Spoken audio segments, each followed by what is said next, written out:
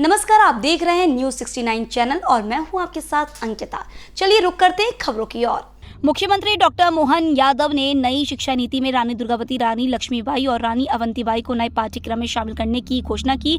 104 परिवारों को बरगी डैम में डूब क्षेत्र के विस्थापित लोगों को पट्टे देने की घोषणा की। 800 करोड़ की लागत से नमामि नर्मदा परियोजना के अंतर्गत 17 घाटों का अयोध्या और गंगा के घाटों के तर्ज पर घाटों का निर्माण होगा। उद्योग क्षेत्र में महाकौशल और जबलपुर की पहचान दिलाने के लिए अनुपात और पशुपालन का व्यवसाय बढ़ाने के लिए प्रयास होंगे। जबलपुर के इतिहास में कुछ अलग हटके हैं और वो अलग हटके इस नाते से भी है कि हमारे यशस्वी प्रधानमंत्री नरेंद्र मोदी जी के लिए जोरदार तालियां बजा करके हम उनका अभिनंदन करें, वंदन करें।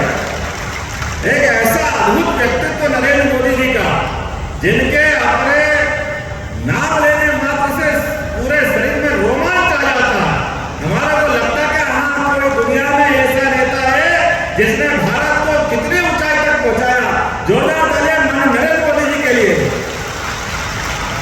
अद्भुत कल्पनाशील, अद्भुत व्यक्तित्व के धनी, और जब जिधर निकल जाए जनता के लिए, वो तो मैं कहते हैं उनके शब्दों में प्रथम सेवक हूं मैं, लेकिन हमारे नेता है जिन्हें प्रधानमंत्री पद को इतना गौरवान्वित किया कि दुनिया के 200 से ज्यादा देश अगर किसी को सबसे ज्यादा सम्मान देते हैं, उनका नाम नरेंद्र मोदी है। ये हम सबके लिए सौभाग्य और गौरव की बात। मुझे इस बात की भी प्रसन्नता है, माननीय मोदी जी हमारे अपने शपथ समारोह में आए और आने के बाद उन्होंने कहा कि मोहन जी, आपको काम करना है, लेकिन काम करने के लिए अपना आधार इस रूप में रखना है कि हमारा समूचा मध्य प्रदेश ये देश का सबसे अच्छा राज्य है। माननीय शिवराज सिंह जी ने इसको आगे बढ़ाया है, आप उसको और आगे बढ़ाते रहिए। लगातार काम करते करते अपने काम की धुरी का केंद्र हर जिला, हर गांव, हर गली, हर मोहल्ले तक जाना चाहिए।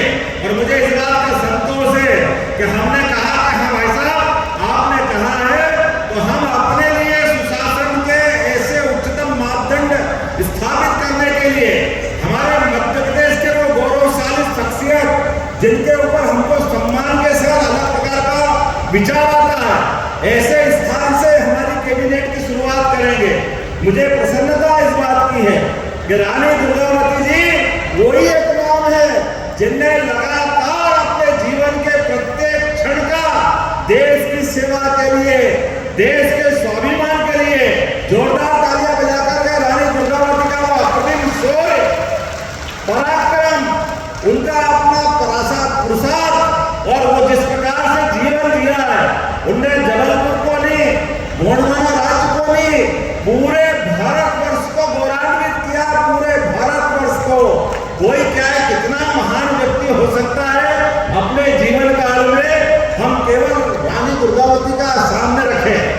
आप अंदाज लगा लो, आज मैंने एक और रानी का नाम जोड़ा है, हमारी वीरांगना 1857 की अवंतीबाई। जोरदार तालियां बजाओ रानी अवंतीबाई जी के लिए भी, जिनने 1857 में झांसी की रानी लक्ष्मीबाई के साथ बराबरी से युद्ध में भाग लेकर के अपने प्राणों की आहुतियां दिए।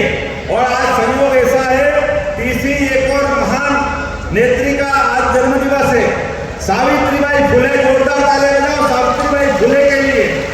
ये क्रमशः त्रिवेणी जिनके कारण से आज का दिन धन्य हुआ है। रानी दुर्गावती जितने युद्ध लड़े, एक भी युद्ध नहीं हारी, सारे के सारे युद्ध। और ये वो दुनिया के देशों को जवाब है जो कहते हैं कि हमारे यहाँ महिलाओं का सम्मान बढ़ाना चाहिए। अरे हमारे यहाँ की बहनों ने, महिलाओं ने, नारियों ने सदैव दुनिया के अंदर अद्वितीय उदाहरण पेश किया। वो उदाहरण झांसी की रानी लक्ष्मीबाई हो, वो उदाहरण रानी दुर्गावती हो, लगातार अवंतीबाई हो। आप बताओ, झांसी की रानी के पहले दुर्गावती, जिनने अकबर जैसे महान, पता नहीं कैसे महान कहा हुआ उनको, लेकिन वो ऐसी बड़ी सत्ता से लड़ने के लिए जिस प्रकार से उन्होंने युद्ध लड़े, और तो और युक्ति बुद्धि से भी एक एक घटना उनकी कितनी अलग प्रकार की है। अकबर को लगा कि गोंडवाना पे कब्जा करना है, तो चालाकी से कूटनीति के माध्यम से एक सोने का पिंजरा भेजा और सोने के पिंजरे में तोता रख दिया और ये संदेश था कि आप मेरी अधिसत्ता स्वीकार कर ले तो मैं आपके राज्य पे कोई आक्रमण नहीं करूंगा।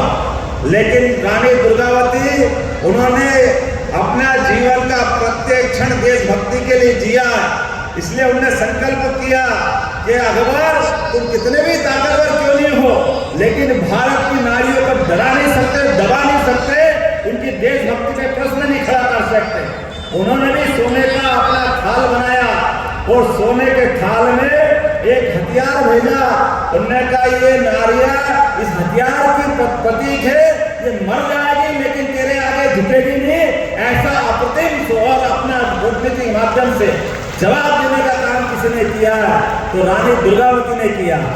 इसी तरह की और खबरें देखने के लिए बने रहे हमारे साथ, देखते रहिए न्यूज़ 69 चैनल। जब तक के लिए धन्यवाद।